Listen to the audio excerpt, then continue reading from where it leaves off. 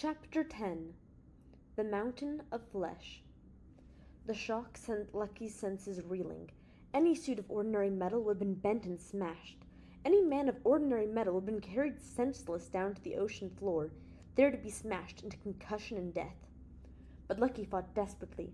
Struggling against the mighty current, he brought his left arm up to his chest to check the dials that indicated the state of the suit machinery.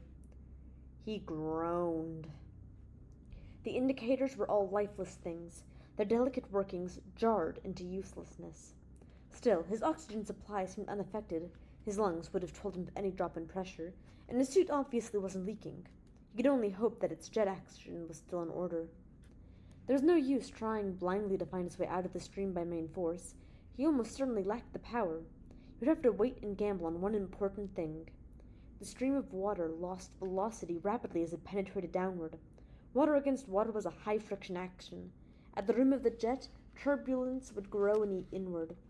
A cutting stream 500 feet across as it emerged from the creature's blowpipe may be only 50 feet wide when it hit the bottom, depending on its original velocity and distance to the ocean floor. And that original velocity would have slowed too. That did not mean that the final velocity was anything to deride. Lucky had felt its force against the ship. It all depended on how far from the center of the water gush he was, on how near a bullseye the creature scored. The longer he waited, the better his chances, provided he did not wait too long. With his metal-gloved hand on the jet controls, Lucky let himself be flung downward, trying to wait calmly, striving to guess how close to solid bottom he was, expecting each moment the one last concussion he would never feel. Then, when he had counted to 10, he flung his suit's jets open. The small, high-speed propellers on either shoulder blade ground in harsh vibration as they threw out water at right angles to the main current. Lucky could feel his body take on a new direction of fall. If he was dead center, it wouldn't help. The energy he could pump up would not suffice to overcome the mighty surge downward. If he was well off center, however, his velocity would, by now, have slowed considerably, and the growing zone of turbulence might not be far off. And as he thought that, he felt his body bob and yank with nauseating violence, and he knew he was safe. He kept his own jets in operation, turning the force downward now, and as he did so, he turned his finger light in the direction of the ocean floor. He was just in time to see the ooze, 50 feet below, explode and obscure everything with its muck. He had made his way out of the stream with but seconds to spare. He was hurrying upward now, as fast as the jet motors of his suit would carry him. He was in desperate haste. In the darkness within his helmet, darkness within darkness within darkness. His lips were pressed into a narrow line and his eyebrows pulled down low. He was doing his best not to think. He had thought enough in those few seconds in the waterspout. He had underestimated the enemy. He had assumed it was the gigantic patch that was aiming at him, and it wasn't. It was the V-frogs on the water's surface that controlled the patch's body through its mind. The V-frogs had aim. They did not have to follow the patch's sensations in order to know it had been hit. They needed only to read Lucky's mind, and they needed only to aim at the source of Lucky's thoughts. So it was no longer a matter of pin-pricking the monster into moving away from the Hilda and lumbering down the long underway declivity to the depths that spawned it. The monster had to be killed outright, and quickly. If the Hilda would not take another direct blow, neither would Lucky's own suit. The indicators were gone already. The controls might go next, or the liquid oxygen containers might suffer damage to their tiny force field generators. Up and still went Lucky, up to the only place of safety. Although he had never seen the monster's blowpipe, it stood to reason that it must be an extensible and flexible tube that could point this way and that. But the monster could scarcely point at its own undersurface. For one thing, it would do itself damage. For another, the force of the water it expelled would prevent the blowpipe from bending at so great an angle. Lucky had to move up then, close to the animal's undersurface to where its weapons of water could not reach, and he had to do it before the monster could fill its water sac for another blow. Lucky flashed his light upward. He was reluctant to do so, feeling instinctively that the light would make him an easy target. His mind told him his instinct was wrong. The sense that was responsible for the monster's rapid response to his attack was not sight. 50 feet or less above, the light ended on a rough, grayish surface, streaked with deep corrugations. Lucky scarcely attempted to break his rush. The monster's skin was rubbery and his own suit hard. Even as he thought that, he collided, pressing upward and feeling the alien flesh give. For a long moment, Lucky drew deep gasps of relief. For the first time since leaving the ship, he felt moderately safe.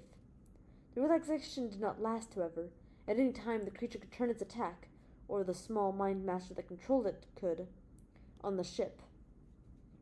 That must not be allowed to happen.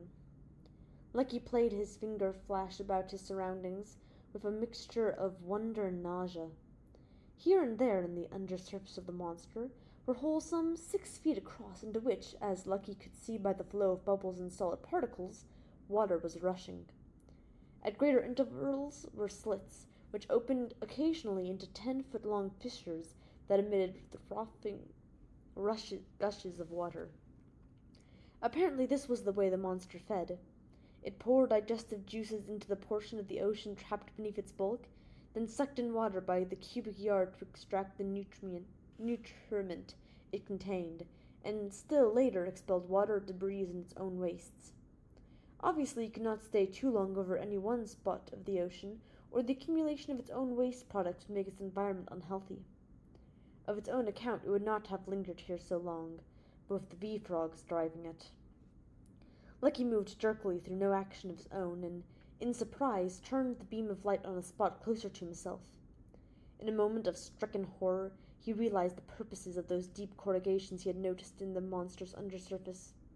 One such was forming directly to one side of him, and was sucking inward, into the creature's substance. The two sides of the corrugation rubbed against one another, and the monster broke up in shredded particles of food too large to be handled directly by its intake pores. Lucky did not wait. He could not risk his battered suit against the fantastic strength of the monster's muscles. The walls of his suit might hold, but portions of the delicate working mechanisms might not.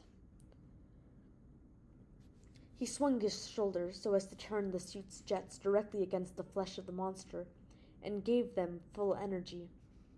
He came loose with a sharp smacking sound, then veered round and back. He did not touch the skin again, but hovered near it and traveled along it, following the direction against gravity, mounting upward away from the outer edges of the thing toward its center. He came suddenly to a point where the creature's undersurface turned down again in a wall of flesh that extended as far as his light would reach on either side. That wall quivered and was obviously composed of thinner tissue. It was the blowpipe. Lucky was sure that was what it was. A gigantic cavern 100 yards across, out of which the fury of rushing water emerged. Cautiously, Lucky circled it. Undoubtedly this was the safest place one could be, here at the very base of the blowpipe, and yet he picked his way gingerly. He knew what he was looking for, however, and he left the blowpipe. He moved away in the direction in which the monster's flesh mounted still higher, until he was at the peak of the inverted bowl, and there it was. At first, Lucky was aware only of a long, drawn-out rumble, almost too deep to hear. In fact, it was vibration that attracted his attention, rather than any sound. Then he spied the swelling in the monster's flesh. It writhed and beat, a huge mass hanging 30 feet downward and perhaps as big around as the blowpipe. That must be the center of the organism. Its heart, or whatever passed for its heart, must be there. That heart must beat in powerful strokes, and Lucky felt dizzy as he tried to picture it. Those heartbeats must last 5 minutes at a time, during which thousands of cubic yards of blood, or whatever the creature used, must be forced through blood vessels large enough to hold the Hilda. That heartbeat must be sufficient to drive the blood a mile and back. What a mechanism it must be, thought Lucky. If one could only capture such a thing alive and study its physiology. Somewhere in that swelling must also be what brain the monster might have. Brain? Perhaps what passed for its brain was only a small clot of nerve cells without which the monster could not live quite well. Perhaps, but it could not live without its heart. The heart had completed one beat. The central swelling had contracted to almost nothing. Now the heart was relaxing for another beat, 5 minutes or more from now, and the swelling was expanding and diluting as blood rushed into it. Lucky raised his weapon, and with his light beam full on that giant heart, he let himself sink down. It might be best not to be too close. On the other hand, he dared not miss. For a moment, a twinge of regret swept him. From a scientific standpoint, it was almost a crime to kill this mightiest of nature's creatures. Or was that one of his own thoughts, or a thought imposed upon him by the V-frogs on the ocean's surface? He dared wait no longer. He squeezed the hand grip of his weapon, and the wire shot out. It made contact, and Lucky's eyes were blinded by a flash of light in which the near wall of the monster's heart was burnt through.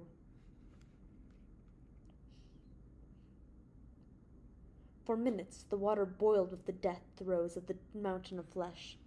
Its entire mass convulsed in its gigantic writhings. Lucky, thrown this way and that, was helpless. He tried to call the Hilda, but the answer consisted of erratic gasps, and it was quite obvious that the ship, too, was being flung madly about. But death, when it comes, must finally penetrate the last ounce of even 100 million-ton life. Eventually a stillness came upon the water, and Lucky moved downward slowly, weary nearly to death. He called the Hilda again. "It's dead," he said. "Send out the directional pulse and let me follow it down." Lucky let Bigman remove his sea suit and managed to smile as the little Martian looked worriedly up at him. "I thought I'd never see you again, Lucky," said Bigman, gulping noisily. "If you're going to cry," said Lucky, "turn your head away. I didn't get out of the ocean just to get all wet in here. How are the main generators coming along?" "They'll be all right," put Evans, "but it'll still take time. The knocking around just at the end there ruined one of the welding jobs." "Well," said Lucky, "we'll just have to get on with it." He sat down with a weary sigh. "Things didn't go quite as I expected." "In what way?" demanded Evans. "It was my notion," said Lucky, "to pinprick the monster into moving off us. That didn't work, and I had to kill him.